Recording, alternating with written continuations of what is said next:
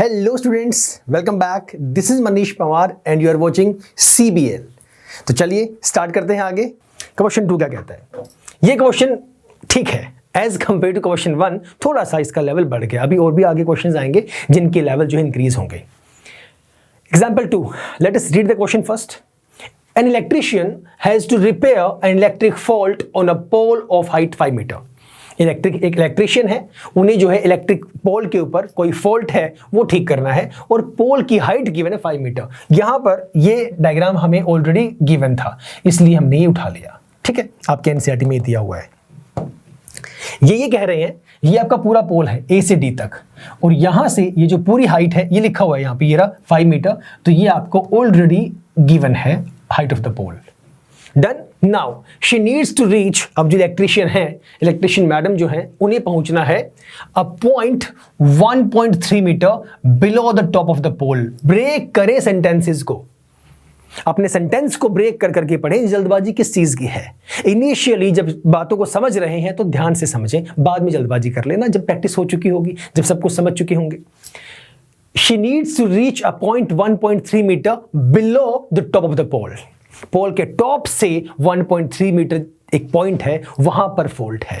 तो ये रहा टॉप, और इससे 1.3 मीटर नीचे, यहां से ये मतलब A से B, ये जो पॉइंट, ये जो लेंथ हुई आपकी, ये गिवन है आपको 1.3 मीटर। एक सेकंड रुकिएगा, एक सेकंड रुको बस। ये थोड़ा सा ऊपर था, आपको दिखाई नहीं दे रहा होगा शायद, so I don't want to make it complicate. हो जा भाई, हो जा क्लिक। इनिशियली ये पूरा A से लेकर D तक टोटल आपको डिस्टेंस गिवन थी 5 मीटर। टोटल जो हाइट है ये 5 मीटर है, और सिर्फ इस टॉप पोल के टॉप से लेकर यहां इस पॉइंट तक जहां पे फॉल्ट है, ये आपको हाइट गिवन है 1.3 मीटर। मीटर लिख देना, कितना है? 1.3 मीटर। ठीक है, आगे। To undertake the repair work, what should be the length of the ladder? Ladder is CD. Ladder की लेंथ क्या होगी? That she should use, which when inclined at an angle of 60 degree to the horizontal. अगर आप जमीन पे, ground पे, horizontal level पे सीढ़ी को लगाते हैं, कितने एंगल पे लगाते हैं? 60 डिग्री के एंगल पे लगाते हैं। तो बताओ आपकी जो सीढ़ी है उसकी लेंथ कितनी होनी चाहिए ताकि वो एग्जैक्टली इस फॉल्ट वाले पॉइंट तक पहुंच सके। मैं ये फिर से रिपीट कर देता हूं, आगे बाद में पढ़ूंगा। यहां पे ये बोला इन्होंने, पोल है इतना बड़ा, फॉर एग्जाम्पल। अरे भाई साहब आ जाओ, यही हमारे काम आता है एग्जाम्पल में ना। ये हमारा पोल है, इसकी हाइट है 5 मीटर। अब इस टॉप से इतना यहां तक जो एक कर्व्ड है, मान लेते हैं ये आपका फॉल्ट है। यहां पे ये यहां से यहां 1.3 मीटर है, ऊपर से नीचे 1.3 मीटर है। यहां तक पहुंचना है आपके इलेक्ट्रिशियन को। अब वो सीढ़ी जो है उन्हें लगानी है ग्राउंड, ये ग्राउंड लेवल है, ग्राउंड लेवल है। इस ग्राउंड लेवल पे 60 डिग्री के एंगल पे वो सीढ़ी लगाएंगे। तो बताओ सीढ़ी की लेंथ क्या होगी जो एग्जैक्टली यहां इस पॉइंट तक पहुंच जाए। समझे? इसकी लेंथ निकालनी है। Point number 1। क्वेश्चन का मीनिंग क्लियर है? ओके, नाउ ये देखो चढ़ भी रही है।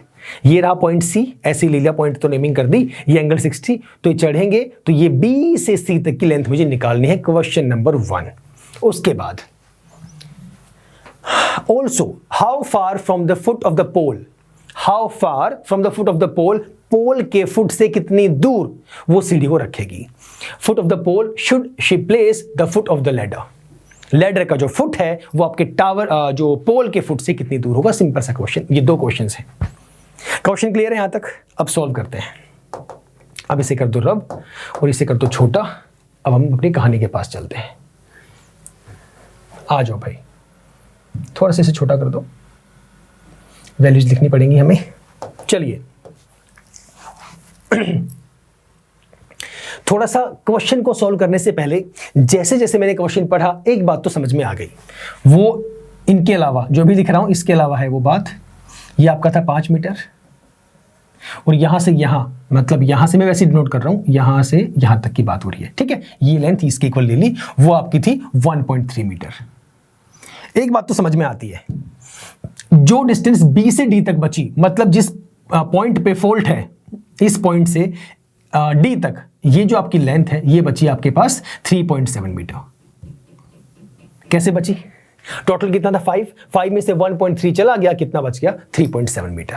समझ गए? मतलब B से D की जो हाइट है वो पता लग गई। जिस पॉइंट पे फॉल्ट है वो 3.7 मीटर की हाइट पे है। समझ गए? नाउ क्वेश्चन में आपको ये एक साइड गिवन है, ये आपको एंगल दिया हुआ है, आपको ये लेंथ भी निकालनी है, आपको DC भी निकालनी। मेरी बात सुनना एक बार ध्यान से, मैं ये पहले बताना भूल गया, अब मुझे याद आया।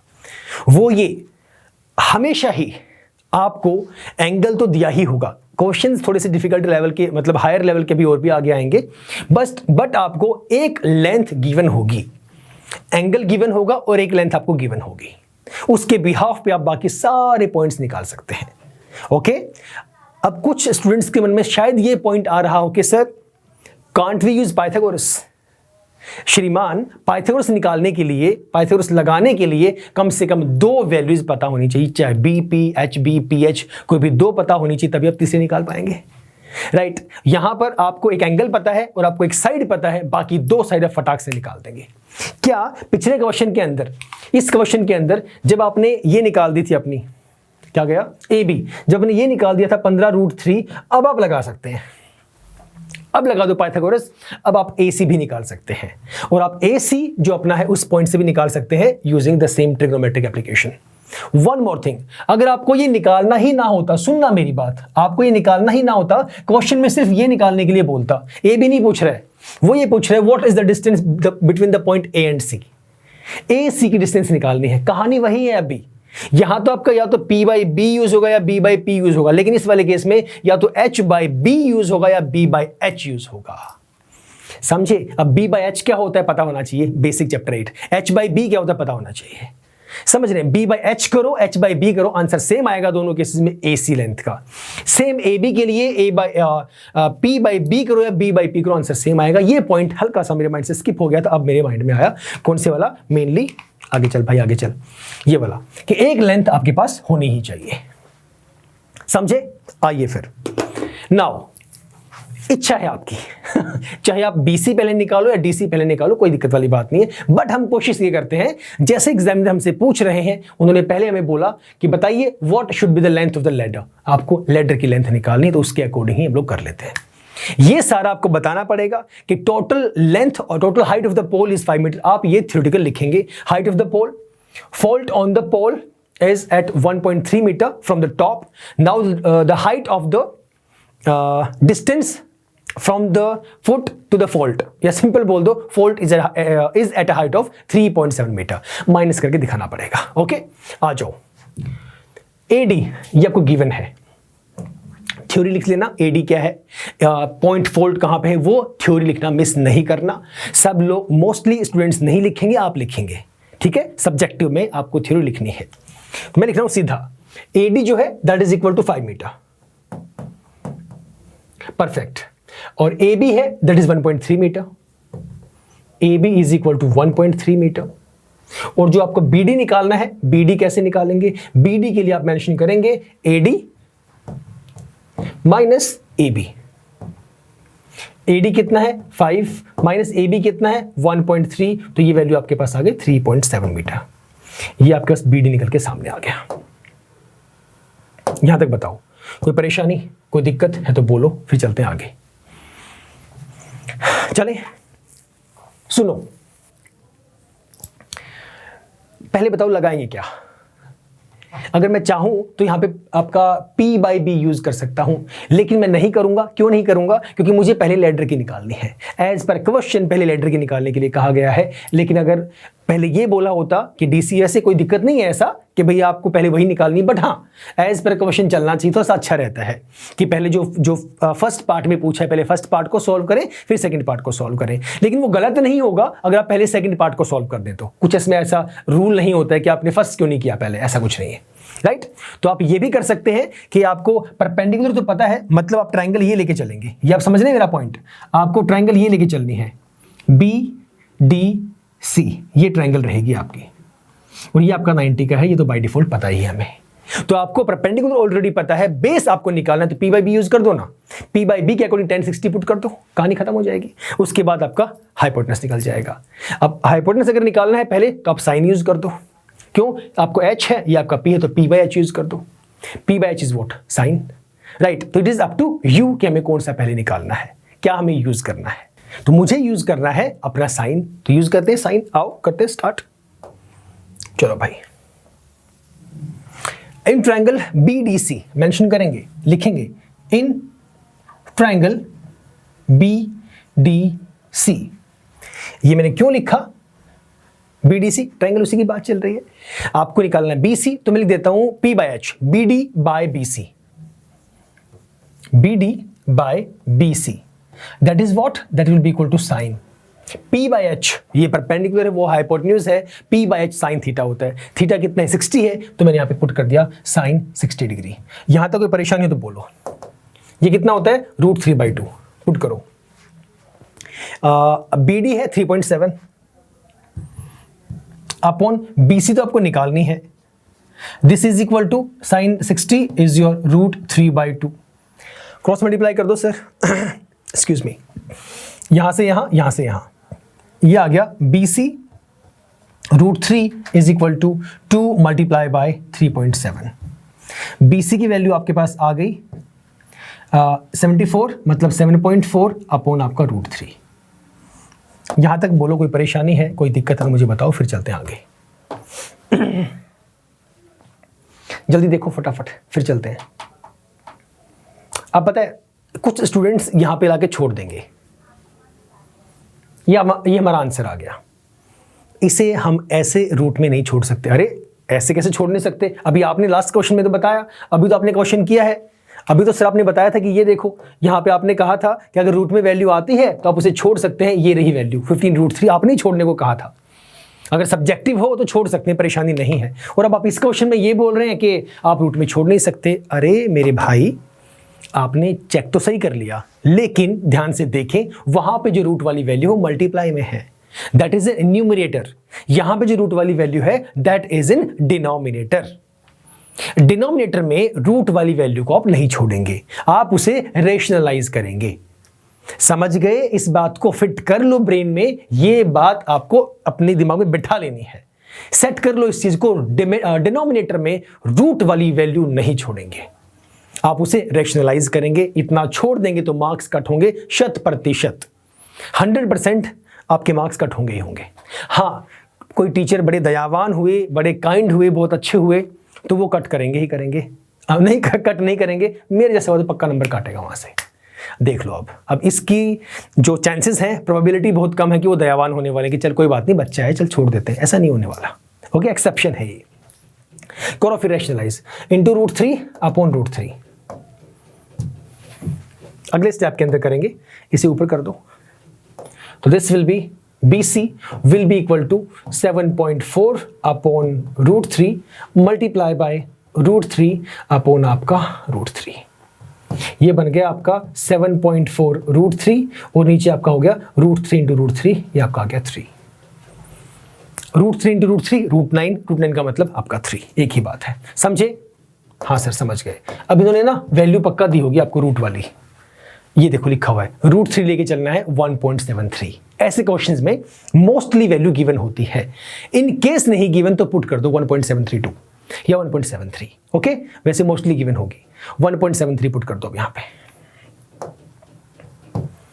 7.4 इंटू 1.73 अपॉन में 3, इसे कर दो मल्टीप्लाई और इसे कर दो सॉल्व। ये वैल्यू सॉल्व कर लेना, इसे करना डिफिकल्ट नहीं है। ये वैल्यू आएगी लगभग 4.28 के आसपास, अप्रोक्सीमेट वैल्यू मैंने लिखी है, इतने मीटर। ये आपकी लेंथ आ गई, ये वाली BC आ गया 4.28 मीटर। इतनी लेंथ की सीढ़ी जो लैडर है वो होनी चाहिए। बताओ क्लियर हुआ? ठीक है, अच्छी बात है। क्लियर है तो, नहीं है तो मुझे बताना फिर। उसके बाद चलते हैं DC के पास, सेकंड पार्ट के पास। इन्होंने ये भी कहा था कि ये बताइए कि आपका जो पोल है उसके फुट से कितनी दूर आप उस सीढ़ी को लगाएंगे, distance between the foots of pole and the ladder. लगा दो, यहां निकालते हैं। ट्रायंगल वही रहेगी, बट इस वाले केस के अंदर आप tan कर लो या कोट कर लो, वो आपकी इच्छा है। tan या कोट आप जो भी आपका मन करे वो आप यूज कर सकते हैं, उसमें कोई दिक्कत वाली बात नहीं है।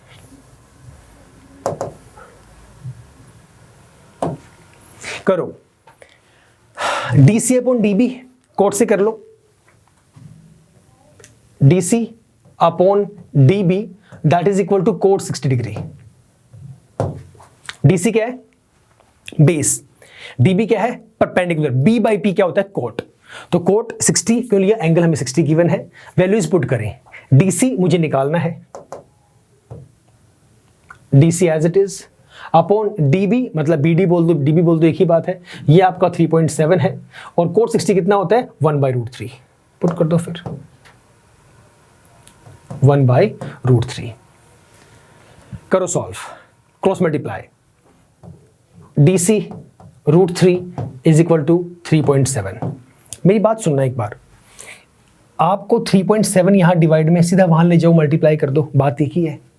ठीक है, आप ये बोल दो कि क्रॉस मल्टीप्लाई करना है, तब भी बात एक ही है, क्योंकि जब क्रॉस मल्टीप्लाई करेंगे तो DC इंटू √3 DC √3 आ गया, 3.7 इंटू 1 3.7 आ गया, लेकिन निकालना DC ही है ना, तो DC निकालेंगे तो ये फिर से आपको नीचे ही लेके जाना पड़ेगा। मेरा पॉइंट समझने की कोशिश करिए। मैंने क्या कहा? ये ऐसे करो या ऐसे करो, बात एक ही है।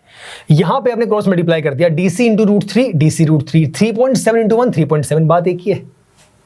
उसके बाद आपने कहा निकाला तो DC है, तो अब √3 जो मल्टीप्लाई में यहां पे डिवाइड में ले गई। मैं ये कह रहा हूं आप ऐसे करें या आप सीधा एक काम करो ना, ये बात तो पता है कि DC निकालना है, ये जो 3.7 है यहां डिवाइड में है, तो अब सीधा सिर्फ इसको ही ले जाओ, क्रॉस मल्टीप्लाई करो ही मत। मैं ये कह रहा हूं इस DC को यहीं पे रखो, इज इक्वल टू 1/√3 को वहीं पे रखो, कोई चेंज ही मत करो। जो डिनोमिनेटर में है ये वाली वैल्यू जो कि डिवाइड में है उसे उठा के ले जाओ बस उधर, जो कि वहां जाके मल्टीप्लाई में हो जाएगी, उधर जाके वैल्यू बन जाएगी मल्टीप्लाई बाय 3.7। ऐसे कर दो, सिंपल बात वही आनी है, DC की वैल्यू वही आएगी, 3.7 अपॉन √3, कहानी वही है। बताएं परेशानी है कोई या नहीं? जल्दी बोलें सरकार। डन, वैल्यूज पुट कर दो। वैल्यूज √3 की 1.73,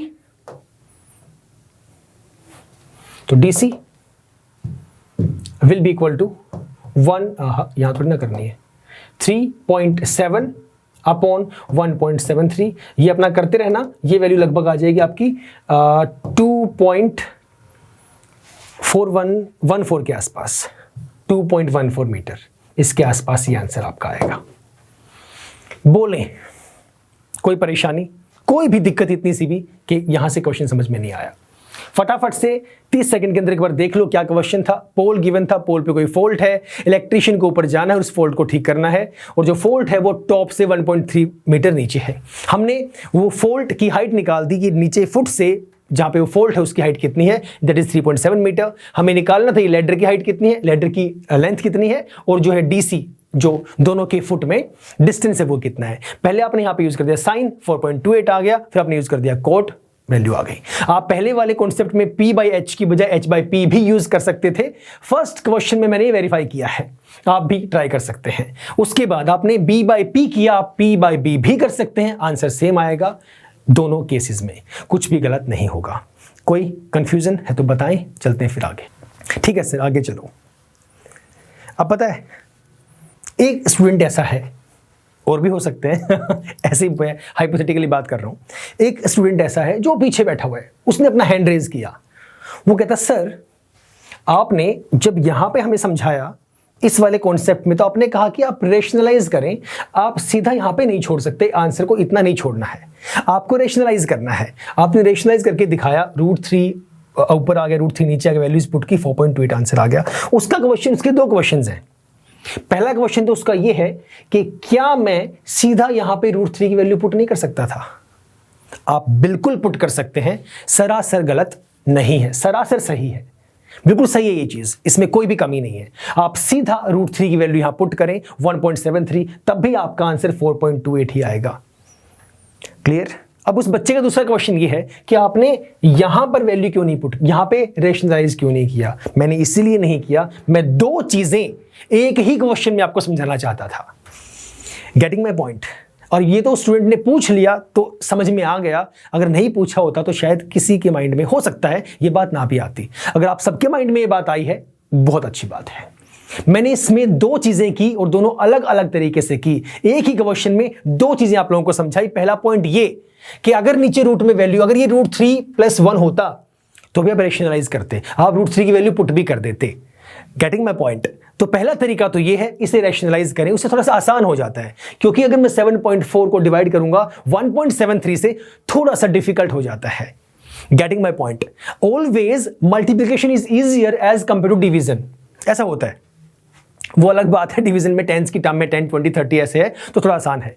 द थिंग इज कि हमने 7.4 को अगर मैं डिवाइड करूं 1.73 से, थोड़ा सा डिफिकल्ट होगा, तो इसलिए कोशिश यही करनी है, रेशनलाइज करें। अगर आप इजीली डिवाइड कर सकते हैं तो बढ़िया है, नहीं तो फिर √3/√3 वैल्यूज पुट करने पे, अब यहां 1.73 पुट करने में दिक्कत नहीं आएगी, क्योंकि मल्टीप्लिकेशन इज स्टिल इजियर। यहां से आप कट कर देंगे, वो भी आसानी से हो जाएगा। This is as per your choice, जैसे आपका मन करे। इसीलिए मैंने इस वाले कॉन्सेप्ट में रैशनलाइज किया ही नहीं, मैंने सीधी वैल्यू पुट की √3 की, से कट कर दिया, 2.14 के आसपास ही वैल्यू आएगी। समझे? दोनों केसेस पता होने चाहिए आपको, राइट? तो फिलहाल इतना ही सर, मिलेंगे नेक्स्ट क्लास में, इससे आगे हम लोग स्टार्ट करेंगे, right? Till the time, stay safe, stay healthy and yes, keep smiling. Bye bye, take care.